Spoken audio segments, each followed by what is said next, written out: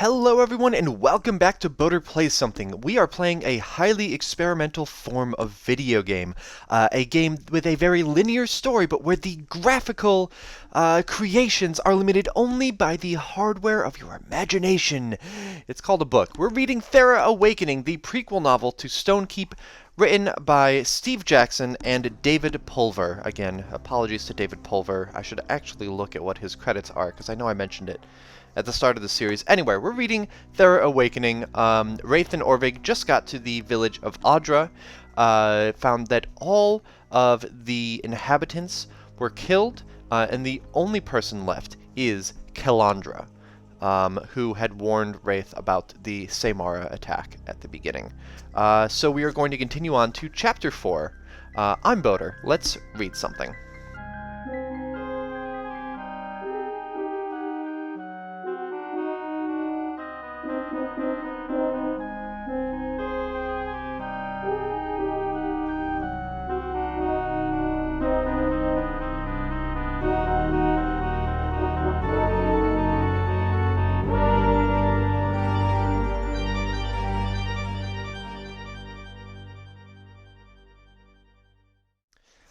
Thera Awakening by Steve Jackson and David Pulver, Chapter 4.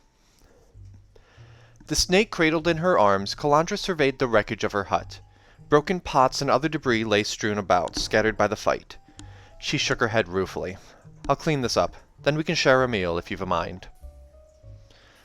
That would be welcome, Rathe said. We can help clean up. Or would you rather we made a cook fire? No, exclaimed Kel. Make no blaze in Adra. The Unemakar think the village empty now. I'll not change that.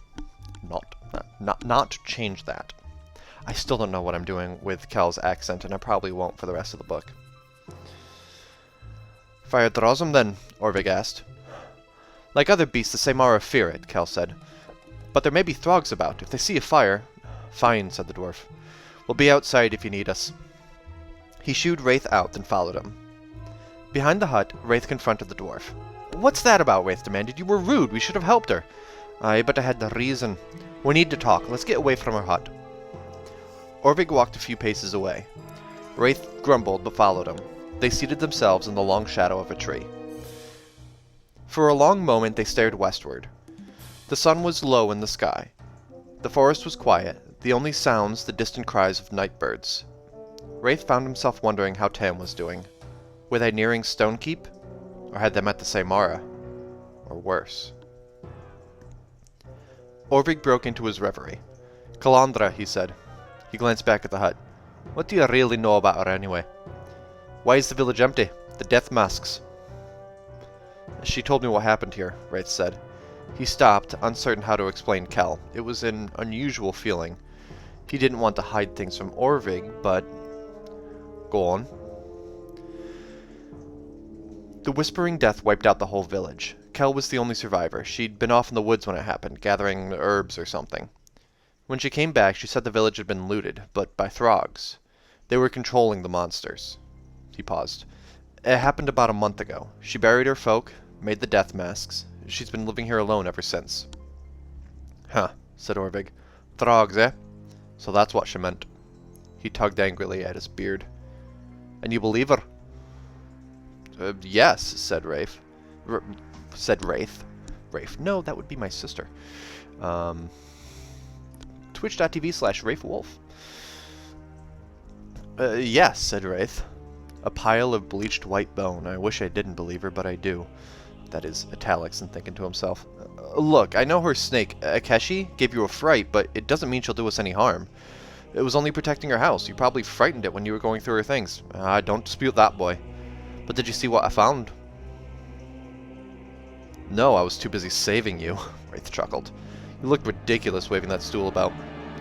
So what'd you find? Magic, said Orvig gravely. Scrying bones. A rune magic. Did she tell you she was a magicker, boy? Rathe remembered the rune-carved staff, planted like a sentinel in front of the skulls. It made sense. Well, not in so many words, but in something else, boy. Runes on a spear. Death spells, boy. We're searching for a shaman who could control the Samara, boy. Perhaps we found her, eh? Sorry, that is 3 out of 4 sentences that end with the word boy. Who are we? Kratos? It's not Kel, said Rathe, I'm certain.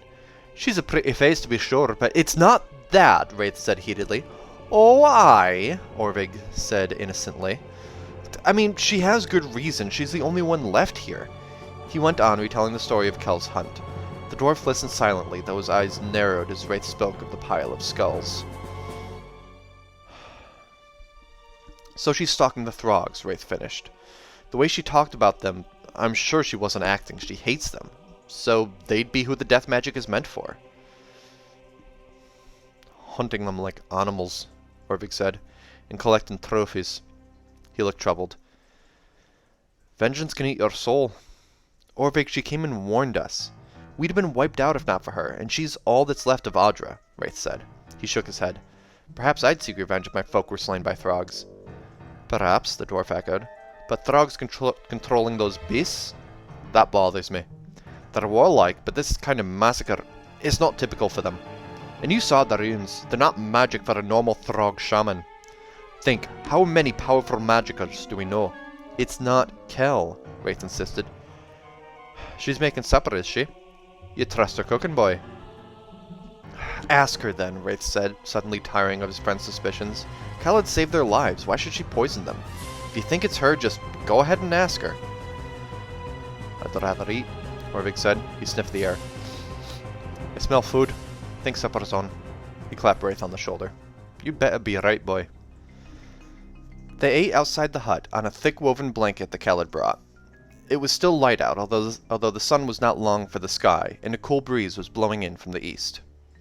Kelandra served raw fish garnished with sliced vegetables and covered it with a thick, pungent sauce.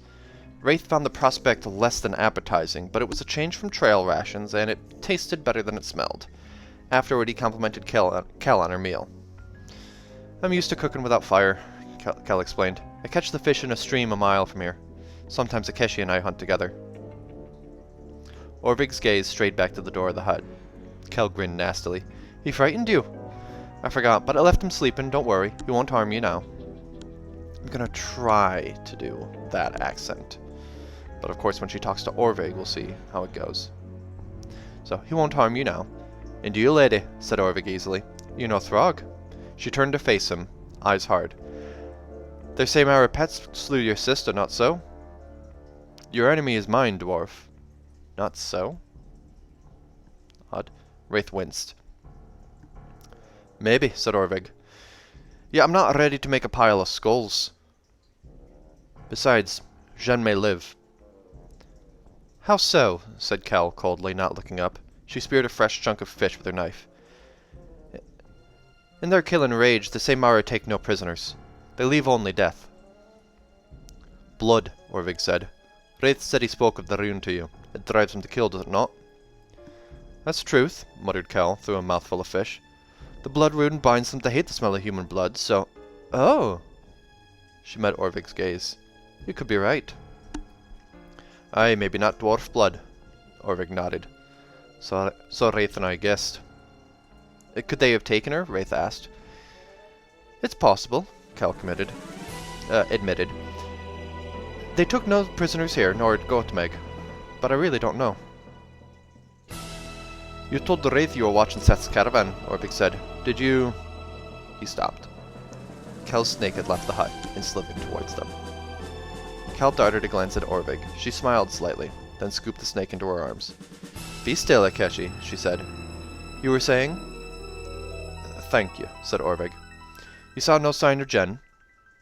No, she said. I did not see the battle. I'd been hunting near Gotmeg when I came upon tracks leading northeast. I read the signs and guessed they were made by 2 or 3 dozen Throgs and perhaps a score of Seymara. Again, having a hard time keeping these accents separate. Did you see where they went? I followed them for the rest of the day, but that night I saw wings against the moon. A dozen Seymara had turned back south. She shrugged. I made a choice. I'd gone far from Audra already, and I wanted to see what they were hunting, so I turned back also. She looked at Rathe. You hadn't found the massacre yet? Rathe asked. No, but the rains came then, and the Seymara went to ground. They don't like to fly in wet weather. It was then that I found the slaughter ground and saw you two and the warrior girl atop the hill. I listened to your speech, and when you spoke of wagons and loot being gone, I knew it was your folk the Samara and Throgs had slain ere they went north. But for some reason, they went back. I'd guessed they'd come to hunt you. The girl shuddered as she remembered. Yes, the Whispering Death were watching you, Rathe, though you didn't see them. They were there in the woods as you buried your dead. They stalked your warband as you marched southward and made camp. After the rain stopped and the night fell, I knew they would attack before dawn. So I warned you. She reached out and, to Rathe's surprise, traced a scar on his forehead. But I was almost too late. It was well for us that you did, Rathe said. He frowned as a thought struck him. But you're saying the Throgs were moving north, and then suddenly they decided to send their creatures back south, almost as if they'd received word that we were coming. It's odd, said Kel. I hadn't thought of that, but I saw no scouts. Magic, interjected Orvig suddenly. Whoever controlled the creatures was warned of our coming by magic. To see across miles, said Kel. She stared into space, absently stroking her familiar. It would take a powerful magic. The runes of Ethark, lady, said Orvig. Would they have the power? The snake hissed. So you know, Kel said coldly. You took time to search my hut, then. And recognize the rune spear and the Ethark bones, admitted Orvig. Strong runes, Kelandra of Adra. Deadly runes. How came you by them? The truce is over, Rathe thought. Kel's green eyes flashed and she leaned forward, staring directly at Orvig. I owe no answer to you, dwarf, she said. Yes, I'm rune-wise. I was to be my people's shaman. She narrowed her eyes. Nor am I the only one here with magic. What of the talisman Rathe bears? My ring? Rathe said. You mentioned it earlier, but what of it? It seemed familiar, she said. I'm not sure why. She shrugged. But I know it's a thing of power. Am I right? Are there runes upon it? Yes, Rathe said. Fine lines carved in the jewel. Hard to see. He paused. The rune reminded me of something. Rathe, said Orvig warningly. The blood rune of the Samara, Kelandra guessed. She studied Rathe's face. I thought as much. How'd you know? Rathe asked. You think we had something to do with the beasts? Orvig demanded. If it's true, I'd have a reason, would I not? She said. She glanced at Orvig. Greater reason than you had to accuse me. She squatted down next to Rathe. But I don't. May I? Kelandra took his wrist in her hands, holding it up to the light, studying the ring's black depths without touching it. Cats! You're right, it's too dark to read the finer marks. We'll have to wait until morning. She glared at the setting sun. Cool-coom, never there when you need 'em, always there when you don't. Hold hard, Rathe said. I just remembered. Hold hard. He got up and looked around for his pack, found it just inside the hut. He opened it and removed the pen and ink sketch he'd made for Orvig. He passed it over to Kel. She unfolded it gingerly, then stared. Wandering gods, she exclaimed. I thought so. It's kin to the blood rune on the Samara, all right. But that rune's only a part, the merest shadow of the whole. Her fingers shook as she traced the symbols. These lines here, power, great power. And those, they have to do with preservation or healing. But this section here is obliterated. What it meant, I cannot tell. She looked at Rathe. Is your ring flawed? There's something odd going on with punctuation in the middle of that. It just starts quotes up again without ever ending them. Flawed? No, Rathe said. He held up his finger. You can see the stone is unmarred. I drew this before I saw the ring. Kel cocked her head. Before? Oh, I'd like to hear that tale. During the battle, one of the creatures struck me and I fell. I slept. My comrades thought I was dying. But I dreamed of a strange chamber and a woman's voice speaking to me. Kel listened attentively as Rathe related what the voice had told him, and his escape from the dream. He went on to describe how they discovered the Samara's rune, and what Orvig had revealed to him about his parentage. So you see, until recently I did not know of my legacy, Rathe said. He glanced at Orvig sharply. I had my reasons, Orvig said warily. They seemed good to me at the time. So your mother was a priestess of Thera, whispered Kel. Her voice was shaky. And she left you when you were a child. What was her name, Rathe? Ray, Rathe said. Kel, what's the matter? Gods, said Kel. She shook her head. That would explain much. What do you mean? Said Orvig. Kel started as if she hadn't realized she'd been speaking aloud. She paused for a few seconds as if gathering her thoughts, then began speaking in a stronger, more deliberate tone. That was no dream, Rathe. We can be sure of that. It was ascending. I believe, that Thera spoke to you herself. The goddess? Rathe said, but that can't be. And yet, as he remembered the sheer presence of the voice, he wondered. Yet reason held sway. Save Kulkum, the gods are gone. How could Thera speak to me? You are of the blood of a high priestess, Rathe, answered Kel, and something calls to that blood. Something, the goddess, maybe, wants you, has chosen you. She looked at him steadily for a moment.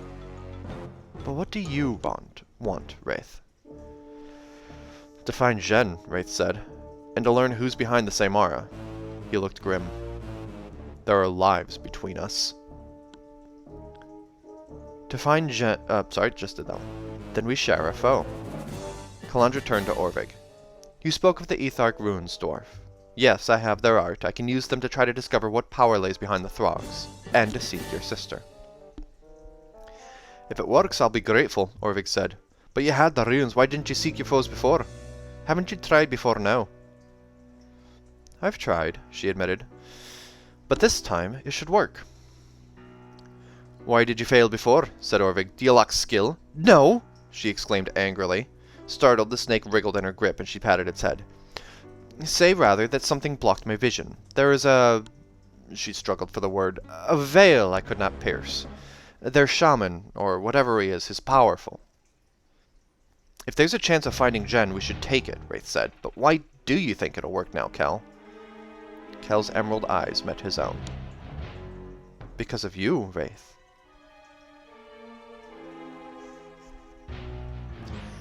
An hour later, Rathe stood by the village well, dripping wet and shivering slightly. At Kel's urging, he'd bathed, to purify the body, she'd said. As he dressed, he thought about what Kel had told him. As the son of a priestess, his blood had power. It had been a long day, but Rathe didn't feel tired. In fact, he was exhilarated. He probed his feelings and realized what it was. Something was about to happen. He would aid her in the ritual.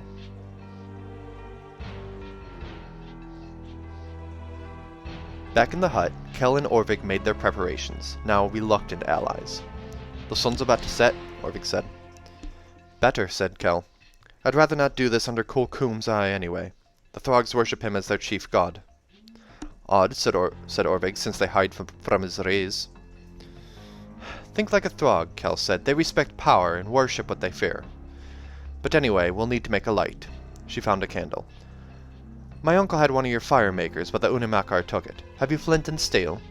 Aye, said Orvig. He opened his bulging pack, rummaged noisily through it. What have you got in there? Kel asked. She leaned over, curious, and peered inside. Bottles, metal implements. She shook her head. Tools of the trade, Orvig grunted. Never know when you might need something. Here we go. Better than rubbing two sticks together. He hesitated and eyed the circle that Kel had carved in the dirt floor of her hut. Will this really work, Glass? Kel nodded. She'd drawn it with her spear and made 5 runes. 3 of them Orvig recognized as protective. 2 were unfamiliar. Kel had told him they were spirit anchors. Is it dangerous? Orvig said. For Rathe, she considered. I don't think so. Now where did I put that oil? When Rathe returned, a faint light spilled from Kel's hut, a single beeswax candle, casting a lambent glow. Rathe opened the door flap and entered. Kel turned to face him, and he caught his breath. Kelandra had discarded her skin garments for the black feather cloak. Through its folds, her slim body shone as if oiled, reflecting the candlelight. Her dark hair, freshly combed, fell down to her shoulders in a single wave. Akeshi, the snake, was curled about her waist, a dark living belt. She was beautiful, Rathe realized, but more than that, she radiated power, an aura he could actually feel. She held a doeskin bag and her rune-carved spear. Rathe did not doubt that she was a shaman. Are you ready, Rathe? Kel said. Her green eyes burned with a curious intensity. I am, he said, throat dry. What do I do? Orvig said you know the tune called Hinternight. Yes, said Rathe, surprised. It's a Stonekeep trail song. It's older than that, Kelandra said. Start by humming it. Here, she said, you'll need this. She handed him the bag. Rathe took it and opened the string. It held small discs of carved bone. The Ethark runes? He asked. Place your hand in the bag, Kel said, and feel them. Rub them together. Rathe did as he was told. They were cool to the touch, their thin edges worn smooth with time. Watch me.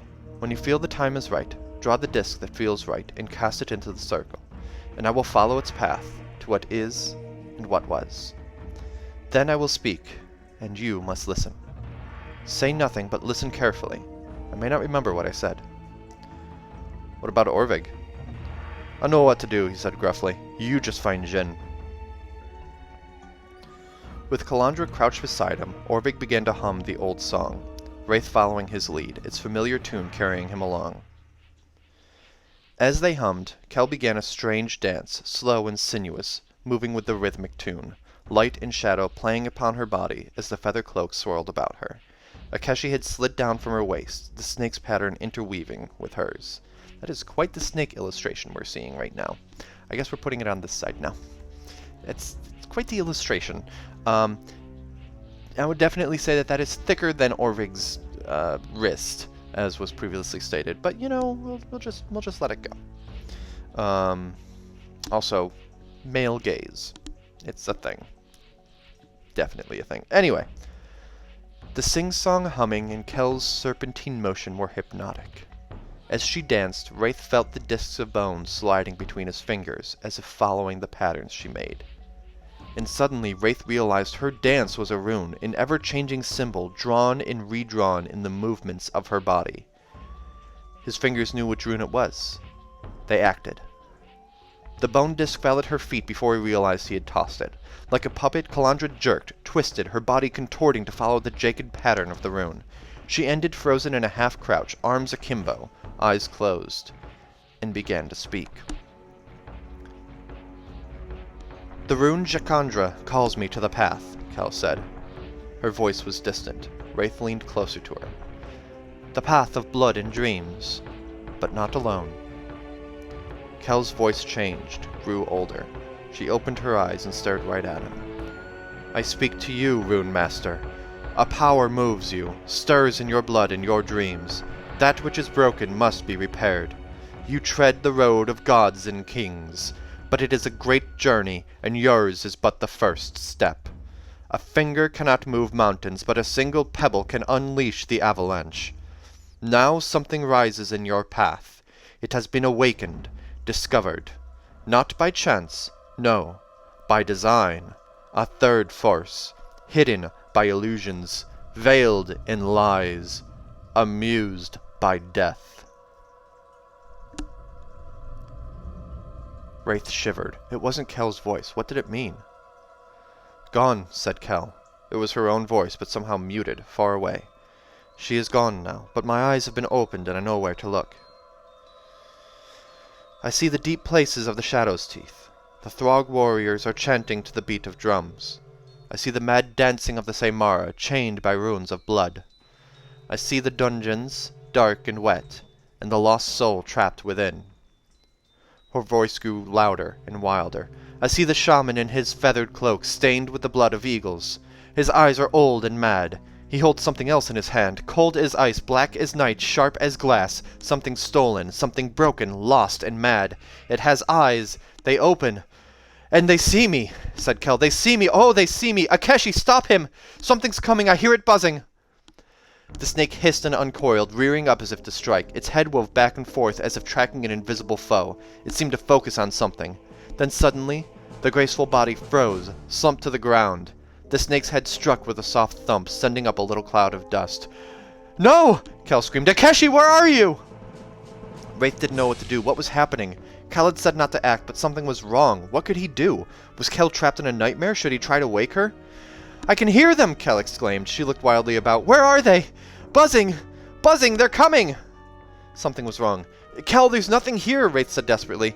Stay out of the circle, Orvig warned. It's not safe. No, she's in danger! He stepped forward. He took Kel in his arms, shook her. Kel, wake up! But can't you see them? Insects, they're in my hair! She began slapping at her body, scratching and clawing at her hair. Kel!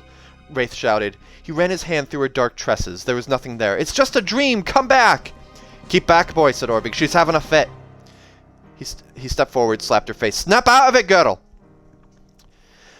No, she screamed. She struggled wildly, tearing at her skin, her nails leaving long red marks in the tanned flesh. Get them off! With surprising strength, she broke free, spinning away from Rathe, knocking Orvig to the ground. The dwarf staggered back, tripped over a stool. He bounced off the wall and slumped to the ground, stunned.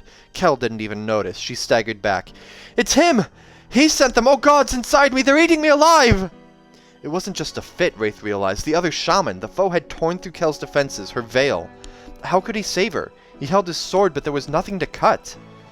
But what could he do? He stared at his useless hands. The ring, a mark of a priestess, mocked him. A tortured moan was torn from Kel's throat. Beyond words, she had doubled over and dropped to all fours. Her belly heaved, mouth open as if to retch, but nothing came out. Her face was twisted in anguish. Something was killing her. Thera, help him! He had to act. He focused his desire. Imagined the rune in his dream, the complete rune that he had seen before it shattered. He saw it as a black glass lens that would show him the truth. He willed himself to see what was hurting her, to pierce the veil, to perceive what Kel saw. And suddenly, he could. A half-dozen palm-sized insects swarmed over Kelandra's body. Cruel, clawed legs dug into her flesh. Jaws bit, tearing and gouging. The creatures were like tiny Saimara, and yet unlike them, for these were solid black, living chunks of darkness without detail, save for a single spot of color. Good use of Vantablack. And the wounds they opened in her body closed seconds later of their own accord. And yet they hurt her. Kel writhed in agony. The creatures might not be able to do lasting harm, but the pain was real, and Rathe feared what injury they were doing to her mind and soul. As he stared, horror-stricken, Kel clutched her throat and gagged. Her mouth opened wide. A spiky head emerged from her gaping mouth, followed by barbed legs.